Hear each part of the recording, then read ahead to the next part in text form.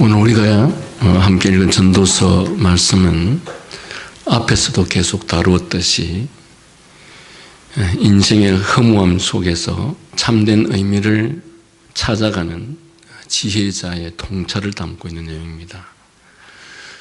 전도서의 저자인 솔로몬은 세상의 모든 부귀와 영화, 지혜와 쾌락을 다 누려본 사람입니다.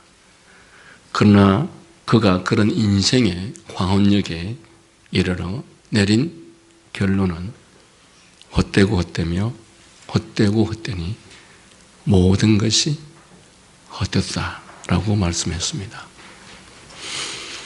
여러분, 성경은 하나님께서 하나님의 사람들을 통해서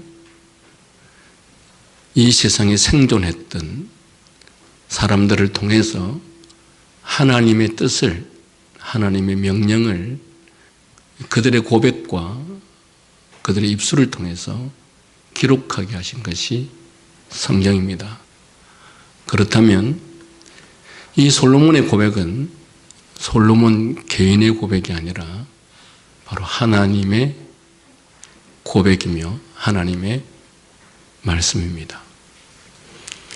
바로 그렇게 하나님께서 솔로몬의 입술을 통해서 이 세상의 모든 부귀와 영화, 지혜와 쾌락을 다 누려보게 하시고, 그리고 그의 입술을 통해서 헛되고 헛되며 모든 것이 헛되다라고 그렇게 우리들에게, 특별히 교회를 향해서 그렇게 말씀하고 있는데, 그런데 이 말씀을 듣고 있는 교회들은 솔로몬을 통해서 하나님께서 모든 것이 헛되다고 하는 그 헛된 것들을 오늘날 교회가 부르짖고, 오늘날 교회가 성도들로 하여금 그것들을 갖도록, 그런 것들에 대한 소원을 품도록 설교하는 것이 오늘 교회의 현실입니다. 여러분, 이 교회 강단에서 들려지는 수많은 말씀들 중, 아니 어쩌면 80%, 90% 이상의 말씀들이 여러분이 하나님을 잘 믿고 잘 섬기면 이 세상에서 복을 받을 것이다. 잘 먹고 잘 살고 건강하고 자녀가 좋은 학교에 들어가고 부귀영화를 누리고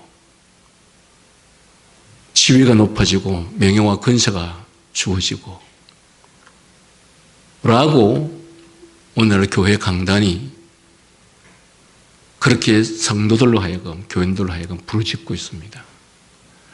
그런데 오늘 이 솔로몬의 입술을 통해서 하시는 하나님의 말씀에 근거하면 우리가 그런 것들을 추구하고 그런 것들을 추구하여서 그런 것들을 소유하게 되었을 때 그 결론은 모든 것이 헛되다라고 우리들에게 말씀하고 있습니다. 우리는 이 전도서 말씀을 1장부터 듣기 시작해서 지금 7장을 듣고 있는 이 과정 속에 있는데, 수개월을 이 말씀을 듣고 있음에도 불구하고 여전히 이 솔로몬을 통해서 하나님께서 말씀하시는 헛되다고 하는 것, 허망하다고 하는 것을 여전히 포기하지 못하고 지금도 앉아서 기도만 하면 그런 것들을 해달라고 기도하고 있다면 여러분들은 하나님을 믿을 자격도 없고 하나님의 말씀을 부정하는 자들입니다. 어떻습니까? 이 몇 개월의 전도서의 말씀을 들으면서 여러분의 기도가 변했습니까? 기도의 내용이 달라졌습니까? 여러분, 앉아서 기도하면 무엇을 기도합니까? 자녀를 위해서 기도하면 무엇을 기도합니까? 여러분 자신을 위해서 기도를 하면 무엇을 기도합니까? 연세가 들어가고 나이가 들어가서 몸이 점점 늙어가니까 건강하게 해달라고 기도합니까? 자녀들이 지금보다 좀 더 돈을 더 많이 벌었으면 좋겠다고 하면서 기도합니까? 우리 딸이, 우리 아들이 아직 아이를 못 가졌으니까 아이를 낳게 해달라고 기도하십니까? 우리 딸이, 우리 아들이 수입이 별로 안 되니까 수입을 좀 더 많게 해달라고 기도하십니까? 우리가 오늘도 여전히 그런 기도를 하고 있다면 우리 주님께서 지적하신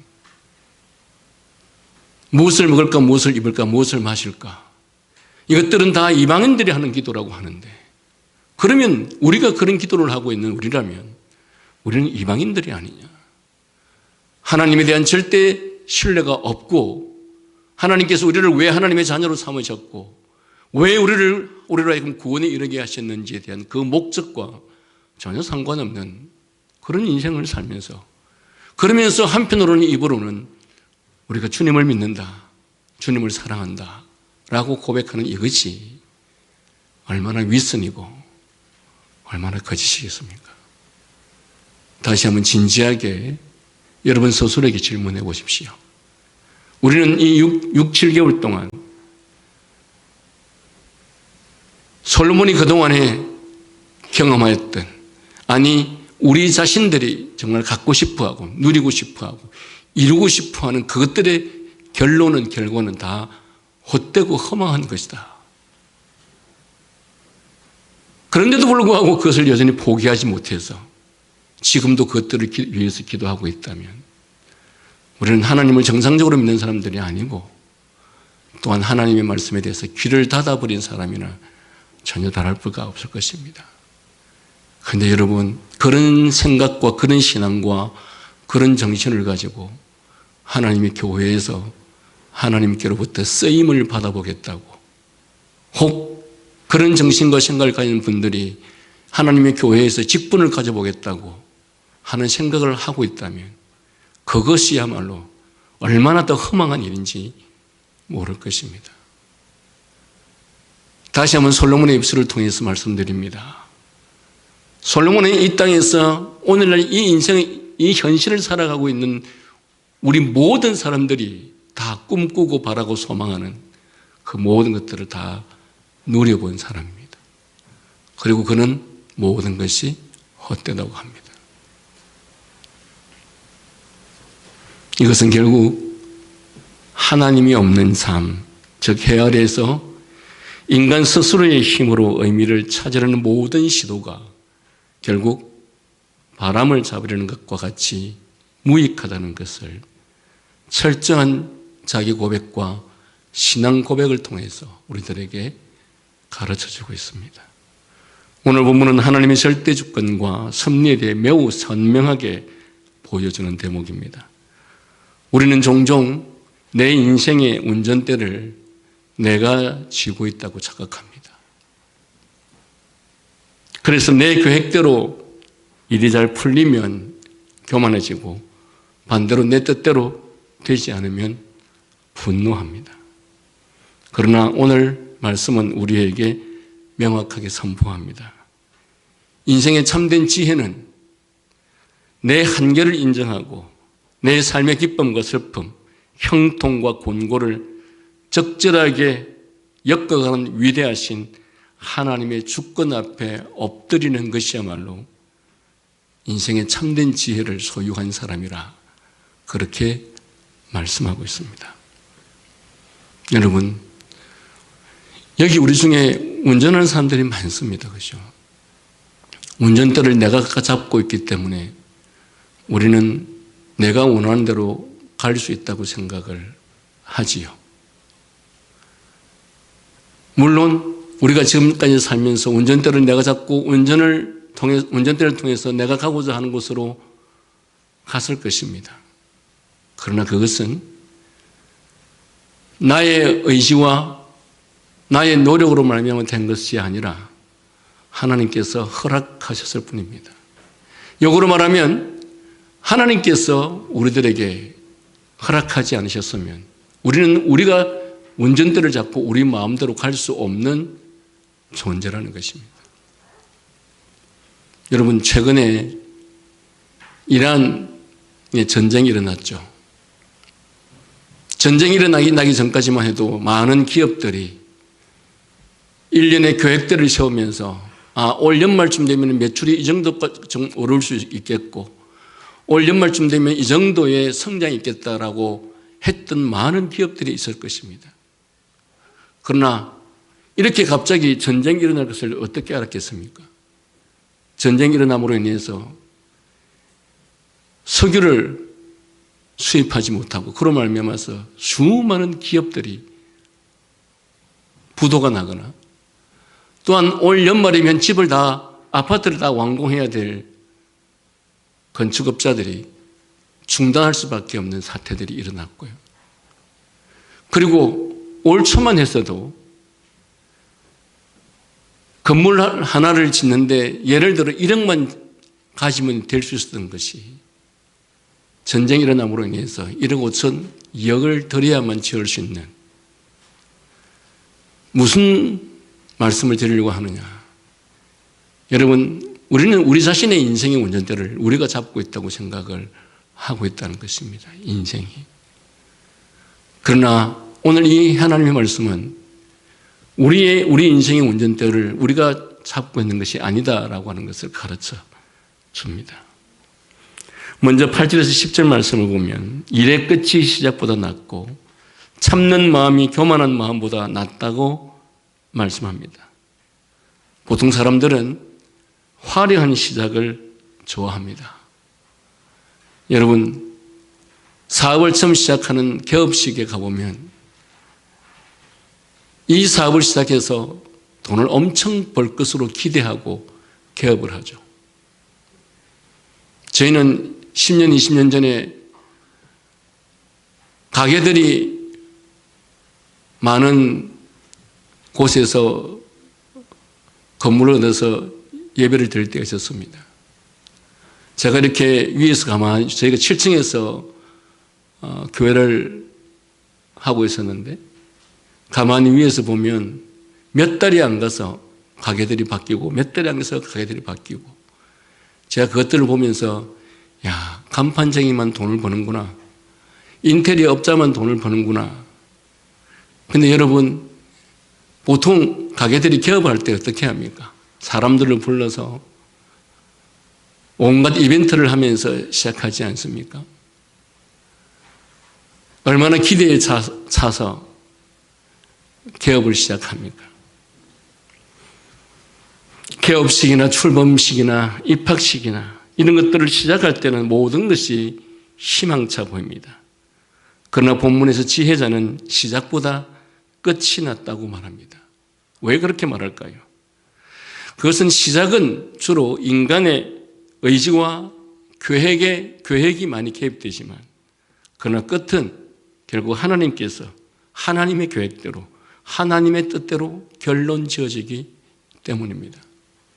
잠언 말씀은 인간이 아무리 계획할지라도 그것을 이루시는 분은 하나님이시다, 여호와시다. 그 말이 무슨 말입니까? 인간이 시작하고 그 끝을 하나님이 맺는다, 그 말씀입니까? 인간이 농사를 짓고 결실을 맺게 하시는 분은 하나님이시다, 그 뜻입니까?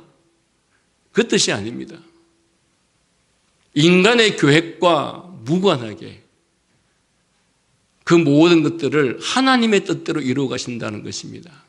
인간이 이렇게 계획을 했는데 그 계획대로 하나님께서 성취하신다는 말이 아니고, 인간은 인간대로 계획하고 인간의 계획과 상관없이 하나님의 뜻대로 그 일을 이루어 가신다는 것입니다. 인간은 사업을 해서 열심히 돈을 벌겠다고 계획을 합니다. 그런데 하나님께서는 그 사람이 사업하는 것마다 망하게 하시고 오히려 다른 인생을 살게 하신다는 것입니다. 그처럼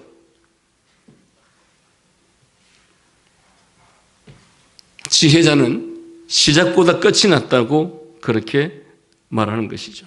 그러므로 일의 끝이 낫다는 이 말씀은 결국 역사의 주관자이신 하나님의 섭리가 완성을 향해서 또한 완성됨을 향한 기대가 바로 일의 끝이 났다라고 하는 이 말씀의 의미입니다. 그렇다면 교만은 무엇인가? 그것은 내 시간표대로 내 뜻대로 모든 것이 이루어질 수 있다고 생각하는 것이 교만입니다. 교만이라고 하는 것은 하나님보다 앞서는 것, 내가 오히려 하나님 앞에 있다라고 하는 것입니다. 다시 말하면 내가 계획하고 내가 뜻하면 이룰 수 있다. 즉 모든 것을 바로 앞에 말씀을 통해서 그 끝을 이루시는 분이 하나님이시라고 말씀하고 있는데, 그 끝을 이루시는 분이 하나님이 아니라 내가 시작하고 내가 이룰 수 있다라고 생각하는 것, 즉 하나님보다 앞서 있고 하나님 앞에 있는 것이 바로 뭐라고요? 교만이라는 것이. 많은 사람들은 이 교만에서 벗어나지 못합니다. 왜 많은 사람들이 이렇게 계획하고 이렇게 꿈꾸고 그 꿈꾼 것을 이룰 수 있다고 생각합니까? 여러분, 조금만 생각하면 인간이라는 존재는 아무것도 아닙니다. 그런데 그 아무것도 아닌 인간에 대해서 늘 자신이 망각하여서 내가 이렇게 계획을 세우면 그 계획대로 이렇게 이루어질 것이라고 생각을 하는 것이죠. 여러분, 특히 인생을 많이 살아보지 않은, 자녀들을 많이 길러보지 않은, 또한 자녀들을 수십 년 길러보지 않은 대부분의 어린아이를 둔 부모들이 이런 착각 속에 있을 가능성이 매우 많습니다. 내가 어릴 때부터 이 아이를 이렇게 양육해서 이렇게 이룰 수 있을 것이다. 아마 여기 계시는 분들 중에서도 젊은 시절 아이를 낳고 아이가 유치원을 다니고 할 때 내가 나의 아이들을 그렇게 기르고 또 그런 결과를 맞이할 수 있을 것이다 생각하지 않은 사람이 없을 것입니다.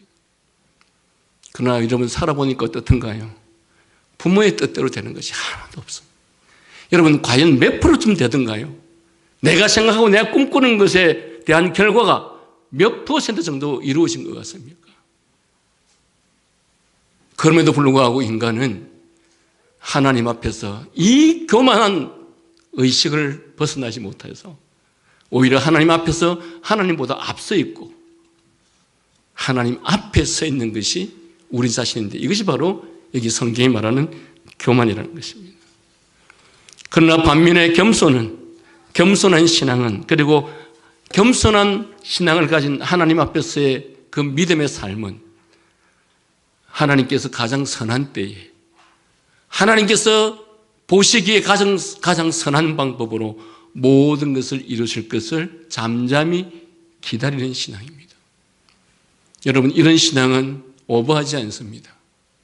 이런 신앙은 하나님의 법과 하나님의 명령을 어겨가면서까지 내가 이루고자 하는 목표를 이루고 내가 성취하고자 하는 성취를 이루고자 하지 않습니다. 우리에게 어떤 기회가 주어졌을 때 하나님의 명령과 하나님의 뜻을 포기했으라도 내가 원하는 그 목표, 내가 원하는 그 기회를 반드시 가져야 되겠다고 하는, 그것은 근본적으로 자신이 하나님보다 더 위에 있다고 생각하는 자들입니다. 여러분, 우리 자신이 정말 하나님 아래에 있다, 우리 앞에 하나님이 계신다, 내 모든 삶과 인생을 하나님이 주관하신다라고 믿는 사람이라고 한다면, 여러분, 어떤 경우에도 하나님의 명령 앞에서 살아가는 사람들입니다. 특별히 하나님을 예외하는 이 문제는 하나님의 백성에게 있어서 가장 중대한 문제라 할 수 있을 것입니다. 이어지는 구절은 급한 마음으로 노를 바라지 말라고 경고합니다. 우리가 살면서 왜 대부분 화를 냅니까? 대부분 내 뜻대로, 내 통제대로 상황이나 사람이 움직여주지 않을 때 우리는 분노합니다. 즉, 이런 분노의 깊은 뿌리에는 바로 내가 내 삶의 주인이 되려는 교만이 자리 잡고 있기 때문입니다.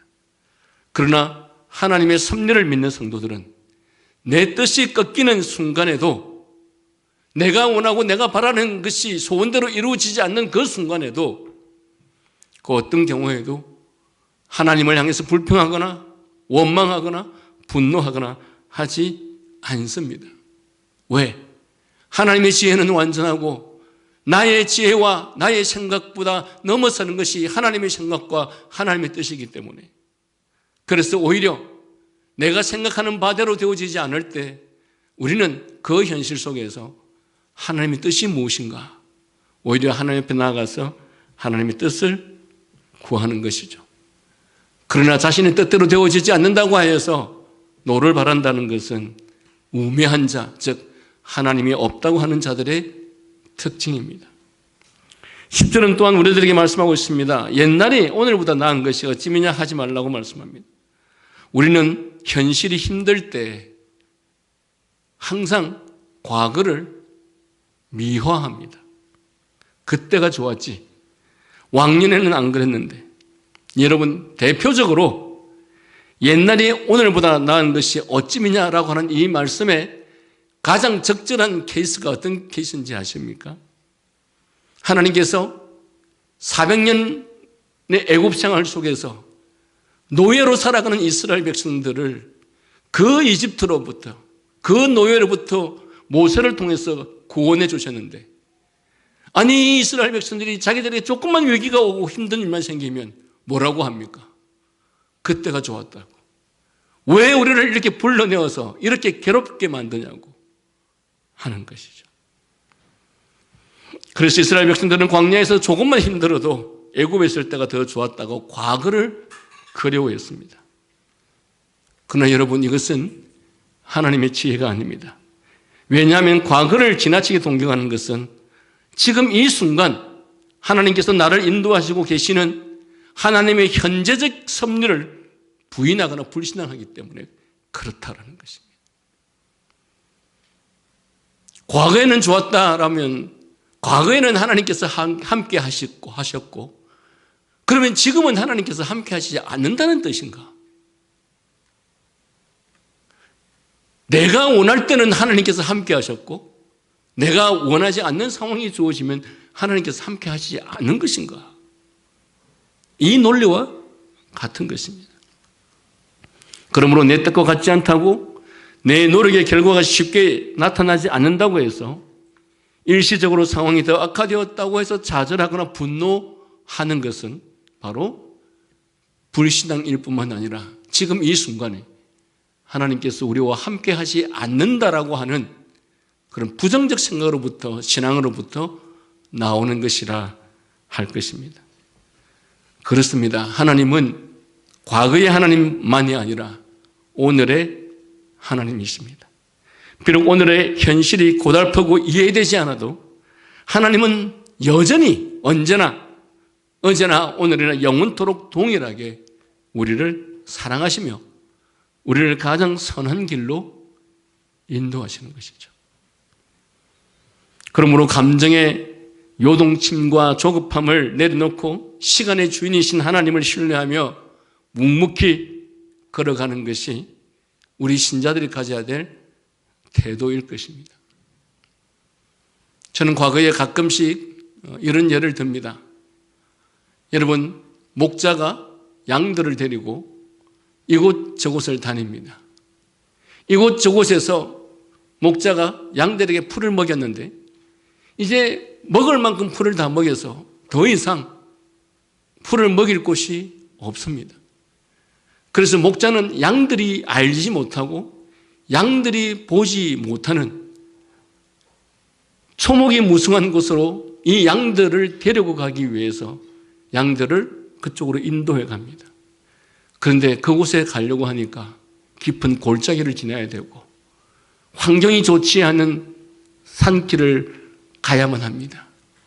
그런데 목자같이 우리가 가는 곳에 그 마지막 순간에 어떤 곳이 있는지에 대해서 알지 못하는 양들의 입장에서 보면, 아니 도대체 목자가 오늘 우리로 표현하면, 아니 도대체 하나님이 계시면 어떻게 내 인생을 이렇게 만드시는가? 하나님이 정말 살아계신다면 어떻게 이런 환경을 주시는가? 하나님이 살아계신다면 어쩌면 이렇게 불행한 일을 주시는가? 하고 우리가 막 원망하는 것처럼 아마도 양들의 입장에서는 도대체 우리를 죽이겠다는 것인가 살리겠다는 것인가 하면서 원망을 하겠죠.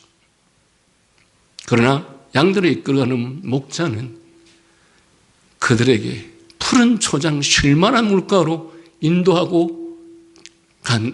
가는데 양들은 저들의 지식과 판단력은 거기에 미치지 못하지 않습니까?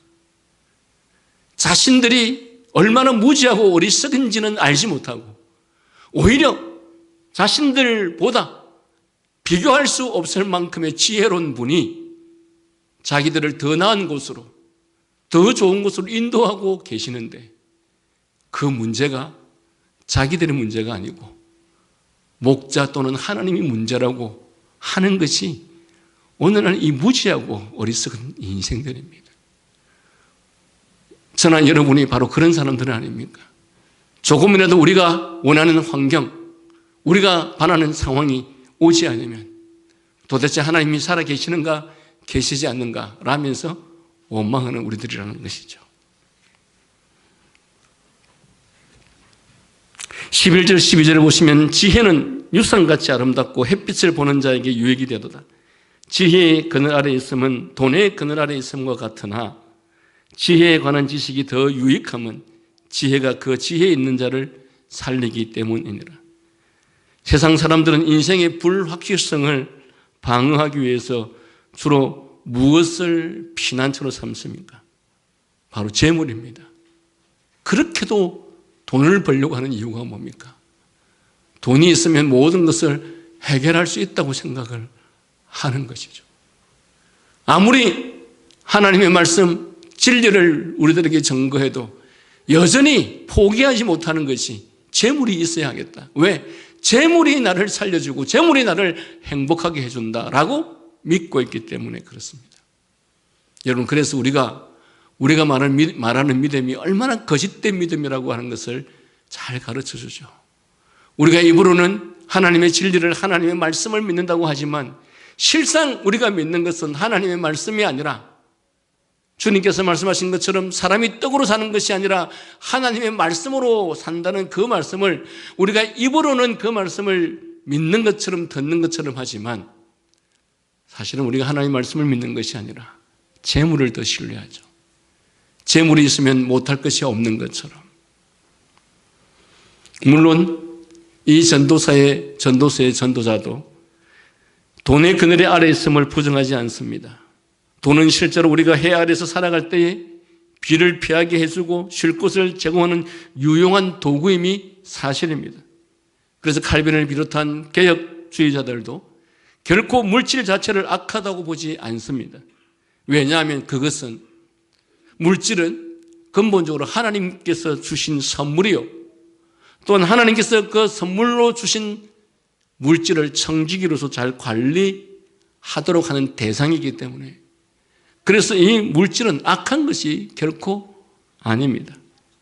그러나 그럼에도 불구하고 이 전도자는 분명히 선을 긋습니다. 돈이 그늘을 제공하기는 하지만 결코 우리의 생명을 구할 수는 없다는 것이죠.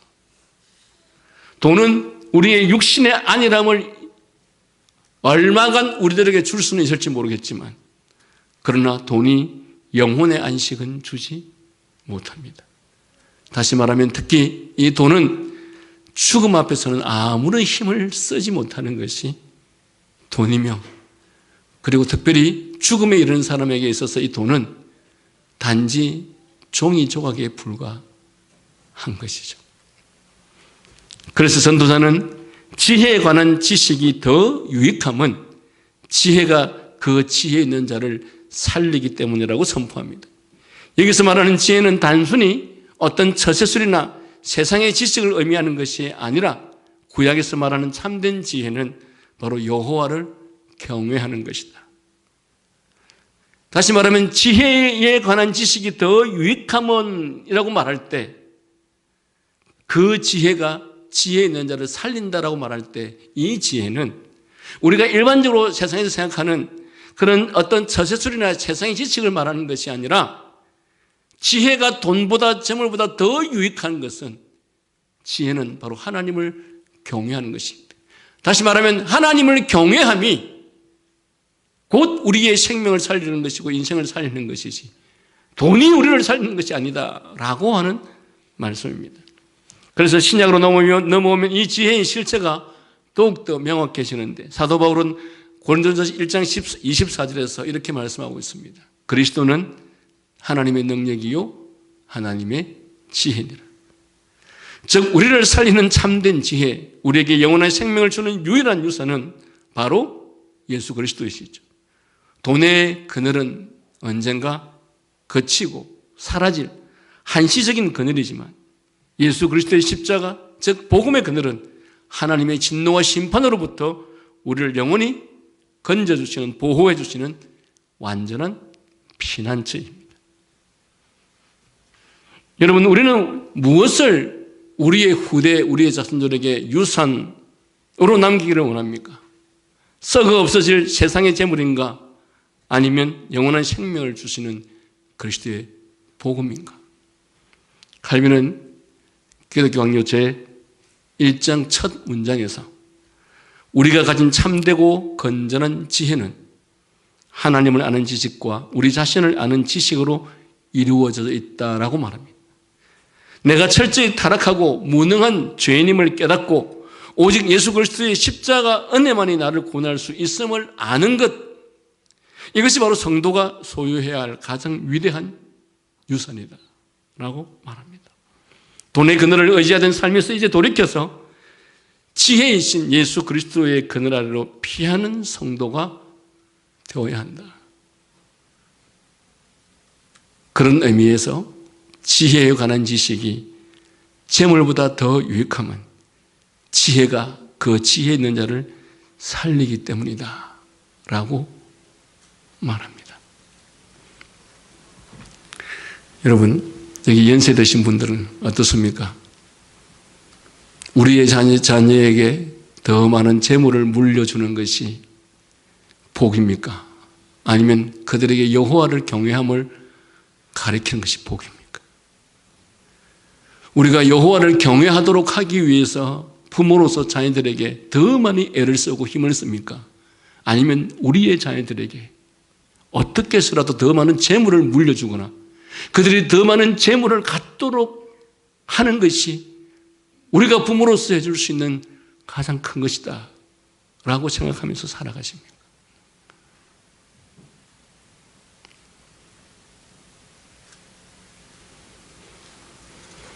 여러분, 만약 우리가 우리의 자녀들에게 재물을 유산으로 물려주는 것에 더 많은 마음을 쏟고 더 많은 노력을 하게 된다면 훗날 정말 땅을 치고 후회하는 날이 올 것입니다.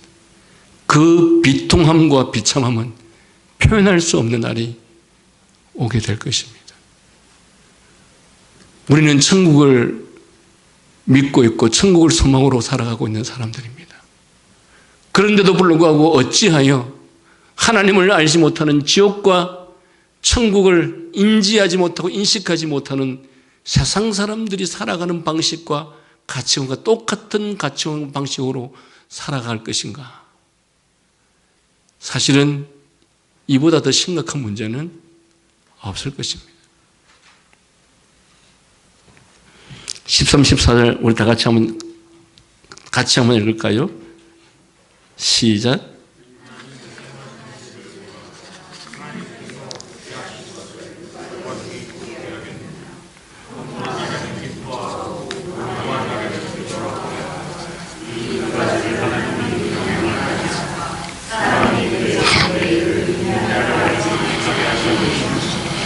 인생을 살다 보면 내 힘으로 도저히 어쩔 수 없는 굽은 일들을 만나게 됩니다. 갑작스러운 질병이나 사랑하는 사람과의 이별이나 사업의 실패나 자녀 문제 등 내 뜻대로 곧게 펴지지 않은 수많은 굽은 길들이 있습니다. 즉 하나님께서 굽게 하신 것을 바로 잡을 능력이 인간에게는 없으며 허용되지도 않는다는 것은 인간으로서는 넘을 수 없는 원천적인 존재론적인 한계임이 분명합니다. 더욱이 하나님께서는 미래일에 대한 예측 능력을 인간에게 주지 않으신 것도 사실입니다. 그런데 이것은 역사 주체의 문제와 결부된 것으로서 하나님께서 정하신 질서와 한계 안에서 살아가는 원천적인 존재론적인 한계를 지닌 인간으로서는 불가피할 뿐만 아니라 지극히 당연한 일입니다. 인간은 역사의 진정한 주체가 아닙니다.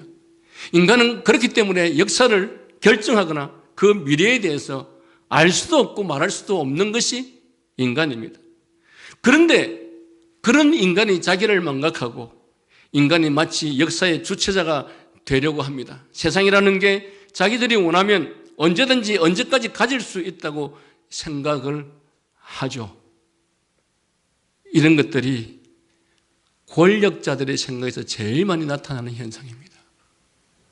권력자들은 자신의 권력을 언제까지 자신의 능력과 힘으로 가질 수 있다고 생각합니다. 그런데 안타까운 것은 이 권력자들만 그렇게 생각하는 것이 아니라 국민들도 자기들이 바라고 자기가 생각하는 그 권력자가 언제까지 권력을 가질 수 있기를 바라고 또한 권력을 가질 수 있다고 생각하고 있습니다.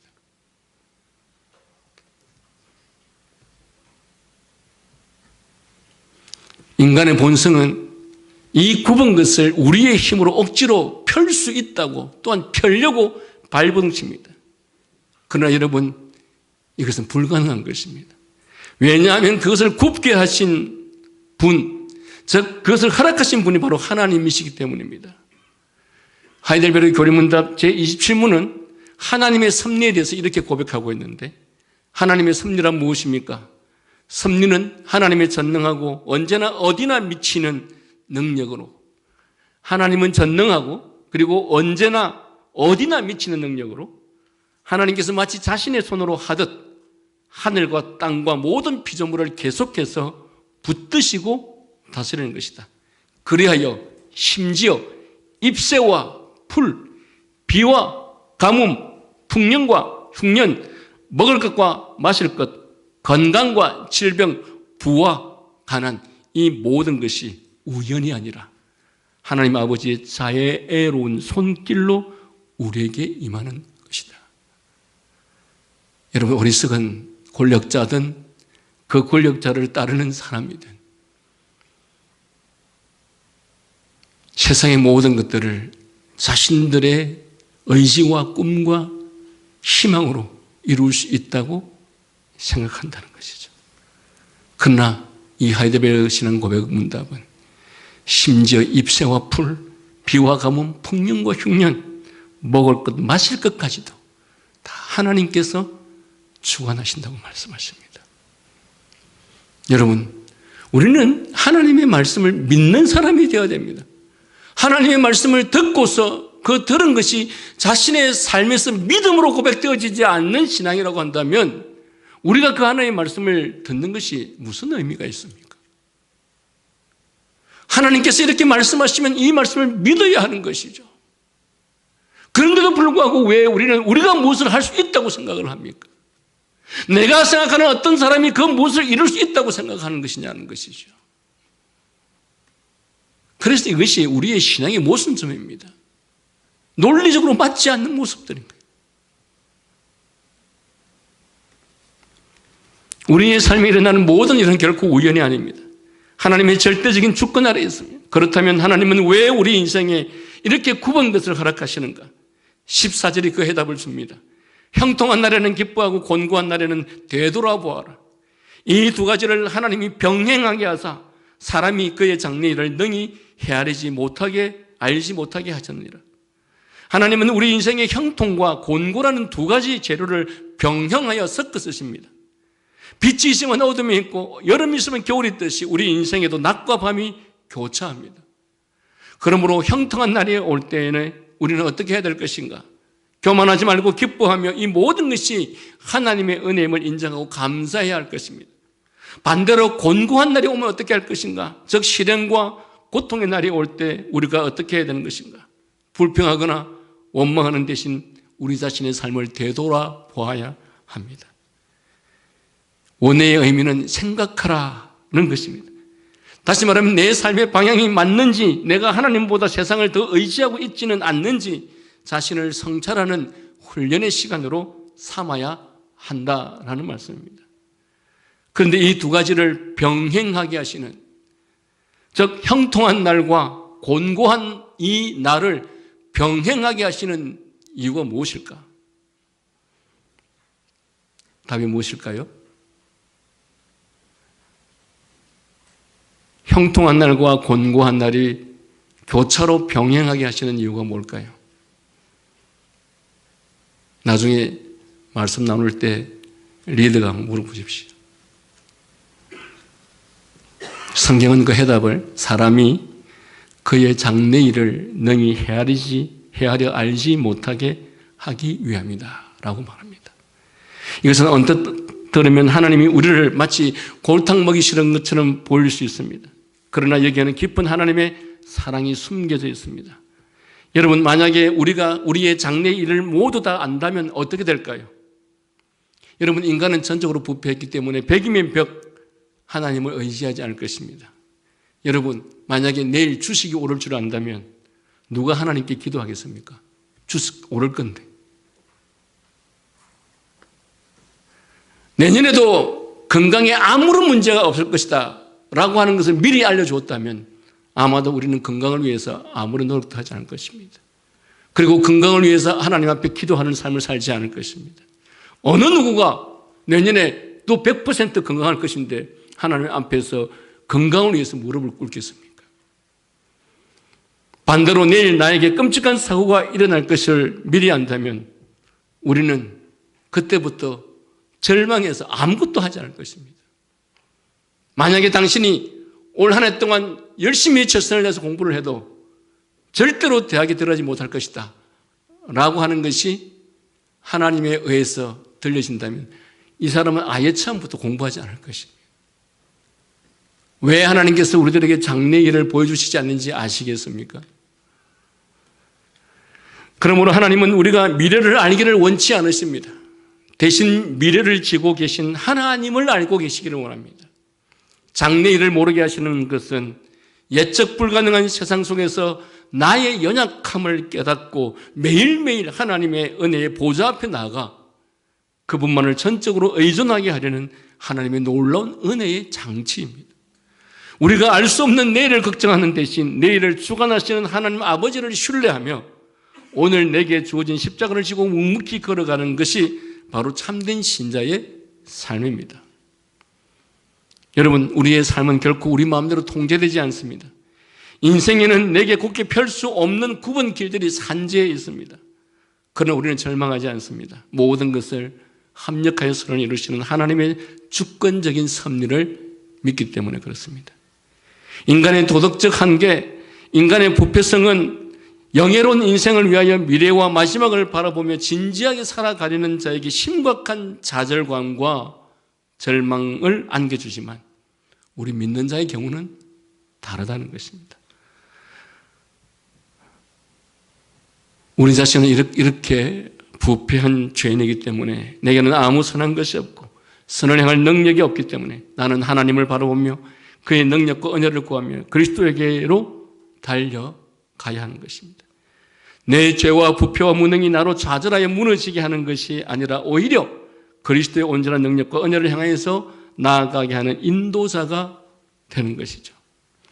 하나님께서 우리 인생을 형통하게 하기도 하시고 또한 역경을 겪게도 하사 종잡을 수 없게 하는 이것도, 그래야 일이 앞으로 어떻게 될지 사람으로서는 도저히 예측할 수 없게 하시는 이것도 우리 신자에게는 사실상 문제가 되지 않습니다.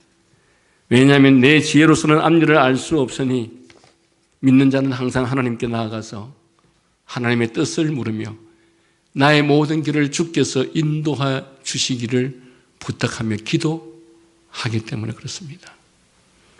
그렇다면 과연 하나님께서는 왜 당신의 백성들에게 장래를 전혀 알리시지 않은 것인가? 아닙니다. 하나님께서 당신의 백성들에게 장래를 전혀 알리지 않는 것은 아닙니다. 하나님께서는 그의 뜻과 장래 역사 계획에 대하여 전혀 알리시지 않는 것이 아니었습니다.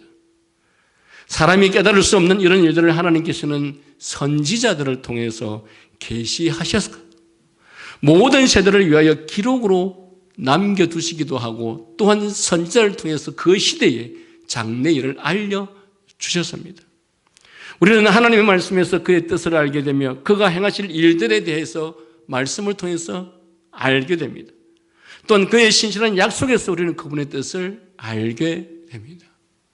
여러분, 하나님을 모르는 자들에게는 장래일에 대해서 전혀 알 수 없지만 그러나 하나님의 백성에게는 이렇듯 하나님의 말씀과 하나님의 약속을 통해서 때로는 선지자들을 통해서 우리에게 장래일을 알려주시는 것입니다. 물론 이 장래일을 알려주신다는 것이 어떤 예언을 하는 사람이 너는 이번에 뭐 서울대학에 가게 될 것이다. 뭐 이런 것을 알려준다는 의미가 아닙니다. 공동체적인, 국가적인 그런 측면에서 하나님께서 미래를 알려주실 때가 있다는 사실입니다. 하나님의 약속과 그 신실성에 대한 믿음과 신뢰 안에서 믿는 자는 이렇듯 미래에 대한 소망을 가질 수 있고, 이 소망에 대해서 바울은 이르기를 우리의 소망이 결코 우리를 실망시키지 않을 것이라. 우리의 소망은 결코 환멸로 끝나지 않을 것이다 라고 로마서 5장 5절을 통해서 확언하고 있습니다. 다만 인간의 부패와 무능함, 장래를 예측하거나 장담할 수 없으며 역경과 형통이 번갈아가며 종잡을 수 없는 현실 앞에서 신자도 종종 시련과 절망과 의혹과 회의에 빠지게 되는 것은 그가 시험을 받고 있을 때 그렇다라는 것입니다.